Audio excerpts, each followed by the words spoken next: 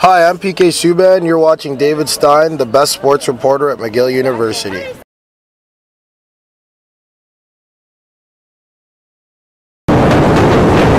Just like a Chicago train, Brent Sopel's skating style was anything but smooth. The former NHL defenseman enjoyed a career of more than 700 games, not because of talent alone, but also because of his strong work ethic, a willingness to sacrifice his body, and an intelligence level that enabled him to outwit opposing forwards. My anticipation of where the play was going to go, I knew, it was almost I knew where he was going to go before he did. Growing up on a farm in Saskatchewan, and throughout most of his life, Sopel was never praised for his intelligence. Except when he was on the ice, of course. Off the ice, he struggled to read, to write, and many people labeled him as dumb. I struggled for 32 years of my life with reading. School was painful, and not knowing why. At the age of 32, while playing for the Chicago Blackhawks, Sopel discovered that he was dyslexic. When I did get the diagnosis, it was, light bulb went off, and it was kind of a relief knowing, there was something there. From 2007 to 2010, Brent Sopel manned the Blackhawks blue line en route to Chicago's first Stanley Cup championship in 49 years.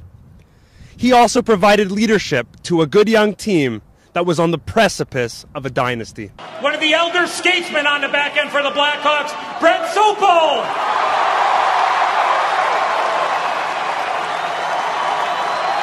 That was the closest knit team that I was ever part of. This team was flawless. Now that Sopel understands more about dyslexia, he's decided to use his platform to help spread awareness. It's my life's goal now is to change the world. When you got 20% of the population has it, which is a crazy amount of people, 1 in 5. Roxanne Farwick Owens, an associate professor and department chair at DePaul University's College of Education, also believes that students with different learning styles should be accommodated. It can really damage a child's self-esteem when they become the one that it's hard for them to read out loud. I think we all remember those kids in class who hated to read out loud because they stumbled over words. Sopel may face certain challenges with dyslexia, but that doesn't mean he's dumb or disabled. All it means is that he learns differently. For Good Day DePaul, I'm David P. Stein. During an NHL career that began in 2007 and spanned nearly 10 years, Mike Brown fought hard to earn a living. Is where they have an edge in this game. We've got a scrap right off the drop of the puck. Oh! Mike Brown just going with Aaron Volpatti. Wow! For me personally, I think fighting keeps the game honest. And if they get rid of it completely, you're going to see that, and I think you are seeing a little bit more dangerous hits. Hits to the head and elbows. It was during his teen years that Brown learned how to fight while playing in the U.S. National Development Program. We were 16, 17, playing against guys that were 19, 20-year-olds, and you had to fend for yourself. In 2003, Brown accepted an athletic scholarship at the University of Michigan, where he spent 2 seasons developing his on-ice skills under Wolverines head coach Red Berenson. And when he left college, Brown knew exactly the type of style he needed to play in order to have a sustainable career at the pro level. I'm not going to score that many goals. I'm gonna have big hits. I'm gonna play hard. Brown was always ready to drop the gloves. He didn't have to tap me on the shoulder and say go and do it. I went out and fought. You can see the bench, they all stand up, they get nuts, they get crazy. Early on in his career, he says he sustained numerous concussions that went undocumented before the NHL eventually began taking concussion protocol more seriously. I've taken my fair share,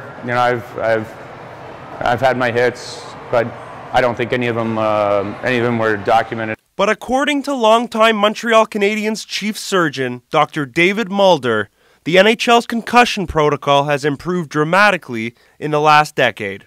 Perhaps the reason there's so many concussions is that we document them better, we have better assessment of them. My last couple of years they had spotters in the NHL, and they, if you got hit, then they're immediately going to give you that iPad test and see how you're doing. These days, Brown coaches teenagers in Vernon Hills, Illinois, at Glacier Ice Arena, where he played his own minor hockey growing up. Not only is he their on-ice coach, he also prepares off-ice training programs for them in his gym. 1, 2. Step back foot. Twist the hip. 1, 2. Going by my fighting career, I did mixed martial arts fighting. I did boxing throughout my entire career. Brown's players look up to him because he knows exactly what it takes to get to the sport's biggest stage. He's a real good example of how you have to be mentally tough and just power through it. When Mike Brown didn't receive a contract offer following the 2015-16 season, he knew he was going to have to seriously start considering life after professional hockey. While some aren't so lucky, Brown still has his health and his passion for the game. For Good Day to Paul, I'm David P. Stein. More than 500 goals. Banks it off the glass, and it's in the net, and Jeremy Roenick has scored his 500th National Hockey League goal. A silver medal and over 1,200 points during a 20-year NHL career. But while numbers like those normally get players inducted to the Hockey Hall of Fame, such has not been the case for Jeremy Roenick. I see guys that are in there. I see stats that I have better than. Impact on the hockey, impact on the country. Still the third highest scoring American ever. I see not many Americans have scored 50 goals in the National Hockey League. Only 4 of us have. Roenick even expressed confusion in regard to the Hall of Fame's selection process. I don't know what the criteria is anymore. I used to know, but I don't know anymore. But according to his ex-teammate, Brad Lukowich, Roenick's day will eventually come. There's a lot of players around the league that have just the utmost respect for him, all the way up through management. So his day will come. He's right there with the best, like the Leaches and the Madonos. They all sit at the same table. He never got to lift Lord Stanley, and that's maybe the only blemish on Roenick's resume. It takes a team to win Stanley Cups.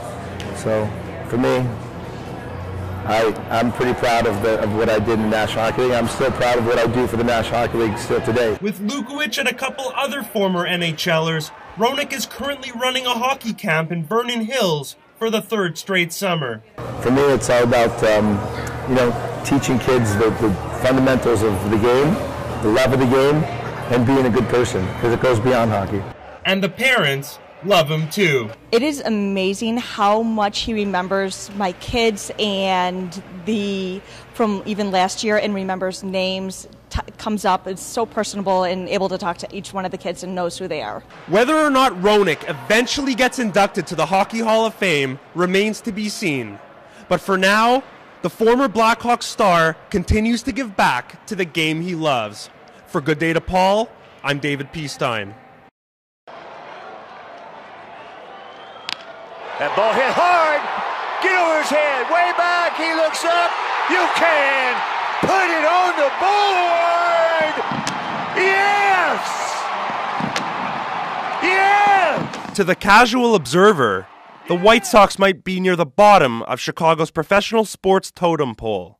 But to members of its hardcore fan base, the team's rich tradition is in their blood, or shaved into their heads. Ever since the White Sox were established as a Major League Baseball franchise in 1901, many great players have come through Chicago's South Side. Naturally, younger Sox fans still fawn over players from the 2005 squad that captured the organization's first World Series championship in 88 years. Frank Thomas, because he plays very hard, and he's just my favorite player. But older fans can still remember names like Dick Allen, Nellie Fox, or Louis Aparicio. Oh, Nellie Fox for sure. Probably the World Series '59. I don't remember the specific play, but just the whole thing. Fox is my man, yeah. With 1 out in the White Sox third, Nelson Fox doubles down the right field line. It's hit sharply, and Larker can't cut it off. My favorite all-time player is Louis Aparicio. Number 11, that's always been my lucky number throughout my life. And just growing up, he and Nellie Fox were my favorite, just my favorite. So I always tried to wear number 11 in any sport. A favorite Sox player, there's several. One sticks out is Dick Allen. 1972 when he came to the White Sox. You couldn't keep people away from the old Comiskey Park right across the street there, and him just hitting home runs and cheering for him. I mean, it was great. After a 4-1 victory against the Blue Jays on Saturday, the White Sox are inching closer to 500, and followers of the baseball club hope that heroes on the current team might emerge en route to their first playoff berth in over a decade. For Good Day to Paul, I'm David P. Stein. After Fenway Park in Boston, Wrigley Field is the second oldest ballpark in Major League Baseball. Renowned for its iconic bar scene and mom-and-pop restaurants, Wrigleyville has been the fabric of Chicago Cubs baseball for more than a century. It first opened in 1914 as Weigman Park for Charles Weigman's Chicago Whales of the Federal League. But when the Whales folded in 1915, the Cubs became the venue's primary tenant. The Chicago Cubs played their first home game at Wrigley Field in 1916 on April 20th, a 7-6 victory against the visiting Cincinnati Reds. Since then, as you can imagine, this venue has changed drastically. Although the stadium has evolved incrementally since its inception, team owner and chairman Tom Ricketts initiated a 4-year, $550 million renovation plan in 2015 called the 1060 Project that has practically given the Cubs home a facelift.